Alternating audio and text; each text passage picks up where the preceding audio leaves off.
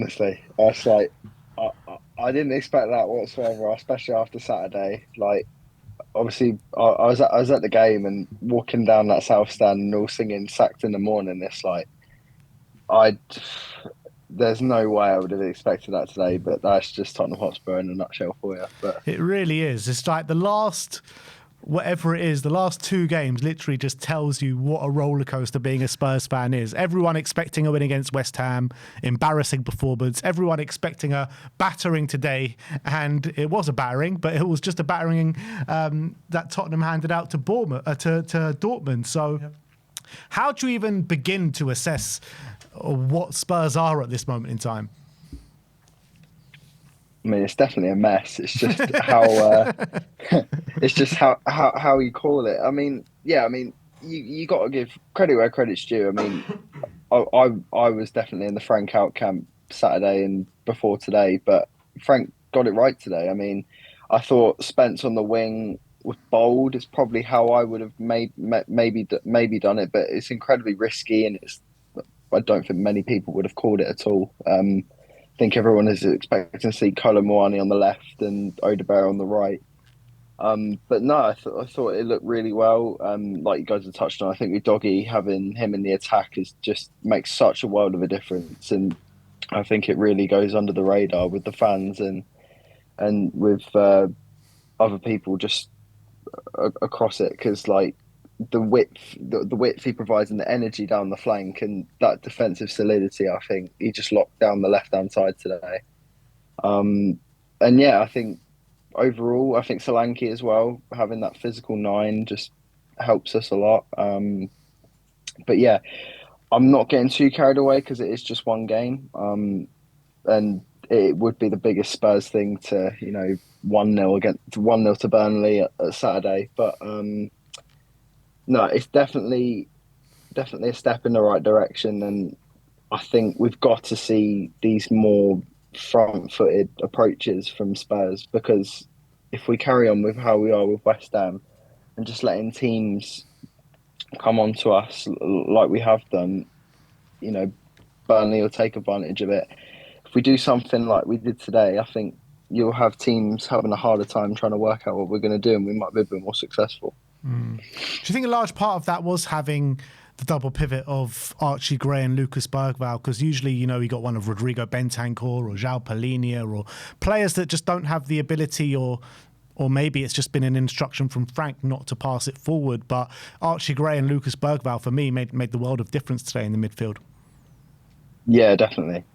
I do probably lean more on the side of it's a Frank instruction, just because like I've been at a lot of the home games this season.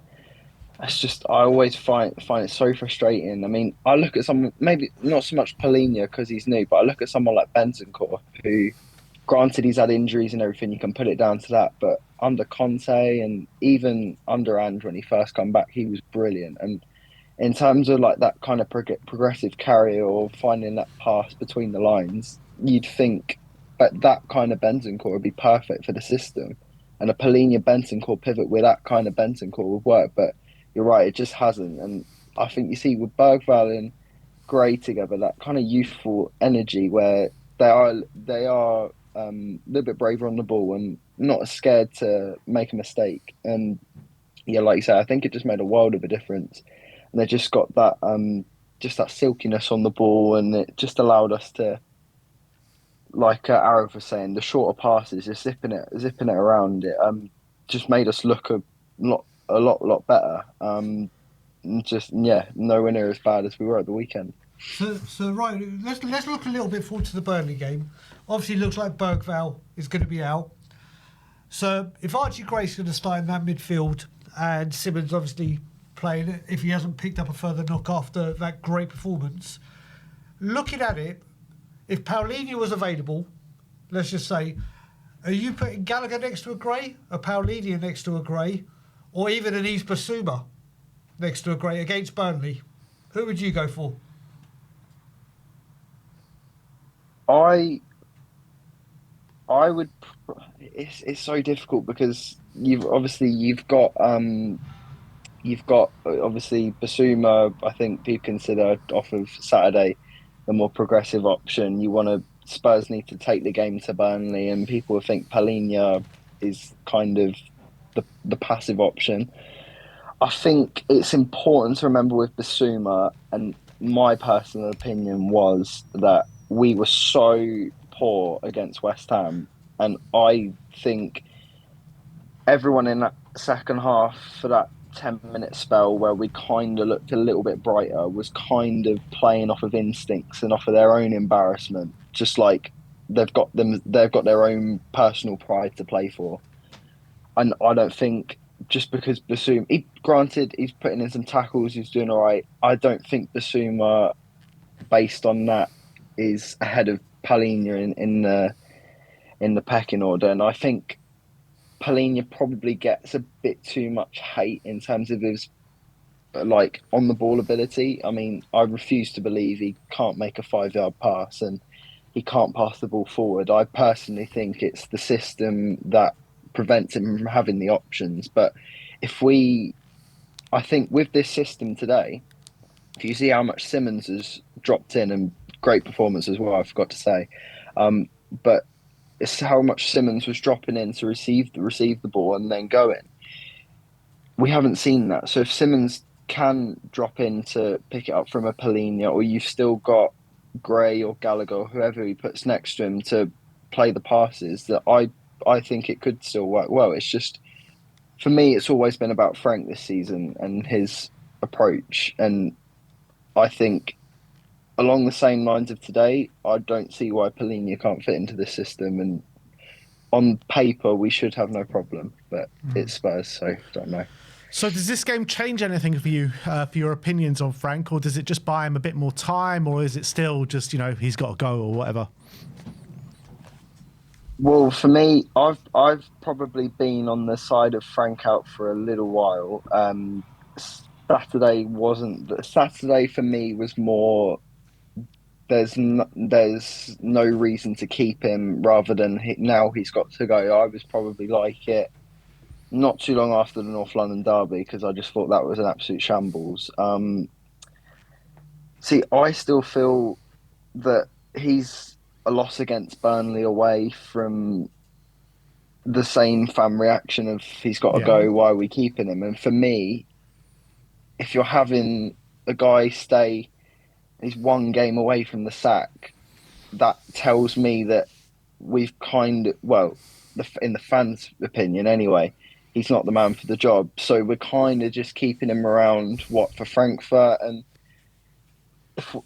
I think we are having trouble identifying a suitable replacement and who would want to come. But if we if we do, then I don't see a reason why they couldn't do a job for the Frankfurt game. But I wouldn't sack him tonight because that just sends a really poor message, and I think that would cause even more problems with the fans. They'd be, you sacked a manager off the back of our first good performance in how long? That would send a really bad message, and it'd get him on the back of the board even more. So yeah, for me, he's still like as walking on as thin ice as possible. I don't think it does much. It kind of just gives a little bit of a glimmer of hope. But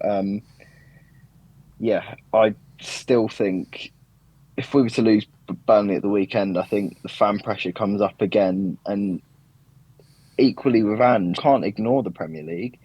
If we were to ignore the league with Ange like we're trying to do with Frank now, he's won tonight, I mean, Ange would still be here. And for me, you can't ignore that we're 14th in the league, and in my opinion, another manager could do a much, much better job. So I think he's still very, very much on the brink, but we'll see. Yeah. I do kind of agree with that. But looking at it in a kind of a different way, Pochettino was on the brink of a sack before the Aston Villa game, and obviously what happened in that game. Harry Kane came on, scored that free kick, and the rest is history. Could this be kind of Frank's Aston Villa moment with Pochettino? Yeah, it could be, I suppose, but I just think the difference is, and I won't use Poch as example, although there's obviously clear parallels. But I always go back to Postecoglou, and I know Sim's very vocal with Ange and everything, and I was as well. But it goes unnoticed that I think that the back end of his first season we were incredibly poor, and we had a really long losing run. Yeah. But the thing that kept him in charge was those first 10 games. And it's not that we were clinging on to, we were winning. It's because, we weren't clinging on to results. We were clinging on to a clear idea in the team that we saw. We knew after even one game, but at least three or four, we knew what a Postecoglou Spurs was. It was, attacking football on the front foot, and the fans all got behind it. I certainly did, and we all knew what it was going to look like. So when you can see, an idea and it working, and especially against some of the bigger teams, away at Arsenal, home to Liverpool in those first 10 games, it did put a little bit of credit in the bank for him. But with Frank, I mean, personally, I don't think tonight is what a Frank Spurs looks like. I think a Frank Spurs is what we've put up with for the majority of the season. Otherwise, we might have seen more of tonight. I think what Stell was saying earlier, I totally agree with. I think partially he's kind of been forced into it tonight with his team selection. I mean, he's fighting for his job. If he'd lost tonight, I mean, he'd definitely be gone. So I just go back to that. It's not like we've seen for the first 5 games, we've seen a Frank system in motion, and we can cling on to it and say, well, if we back him or we give him these players, or, we've got an idea that we're going to trust him.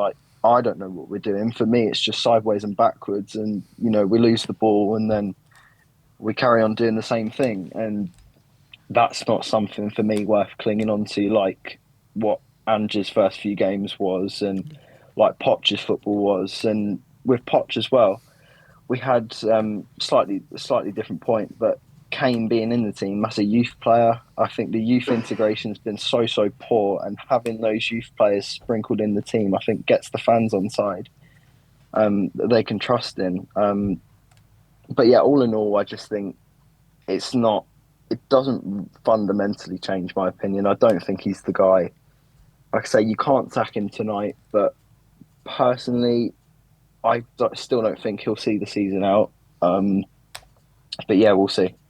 Yeah. I mean, look, I think if we go, everyone's saying, look, you can't sack him tonight on the back of that performance. And if we see something similar with the same fundamentals and the same values in the team on the weekend, then hopefully it's something that we can move forward. But if we go back to seeing what you're saying, sideways and backwards, and just a generally shit show of a performance that we've been seeing week in, week out, then yeah, he's got to go. So big game for him this weekend, and let's see what prevails, eh? But Ryan, thank you very much for coming on, my friend. Nice meeting you, Ryan. No, thank you guys.